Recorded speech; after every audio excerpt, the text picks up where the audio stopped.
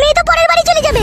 আমরা হচ্ছে মেয়ের বাবা মা, মেয়েটাকে যদি আমরা একটু স্বাধীনভাবে না ঘুরতে ফিরতে না দিই তাহলে কে দিবে? বিয়ে করে শ্বশুর বাড়ি গেলে ও শ্বশুর শাশুড়িরা ওকে স্বাধীনভাবে বাঁচতে দিবে বলছো? দাদা এই বেশি কেলামো মারাবি না, কেলিয়ে লাট করে দেবো মাগিকে এখনই আবার।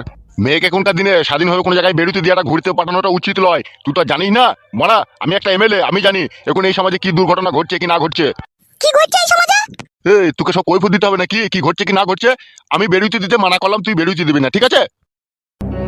আমি রোজ পার্টি অফিসে বসে 10টা 20টা মেয়ের আমি বিচার করি, ঠিক আছে? সব 4 লাইন কেস। আমি চাই না আমার মেয়েও কোনো 4 লাইন কেস করুক। তাই লাউড়া তুই মেয়ের মা, তোকে সাবধান করে দিচ্ছি, ঠিক আছে? আমার মেয়ে যেন হুটহাট করে কোথায় যায় না, বুঝতে পেরেছিস তো? আর একটা কথা শোন, আজ একটা পার্টি অফিসে বড় ফিস্টি আছে, ঠিক আছে? রাত্রে বাড়ি ফিরতে মোটামুটি রাত্রি 11টা 11:30 বেজে যাবে। তোরা খাওয়া দাওয়া করে ঘুমিয়ে পড়বি। তাহলে তোরা থাকো, আমি চললাম। আর যেটা বললাম ভালো করে মেয়েকে বুঝিয়ে দিও।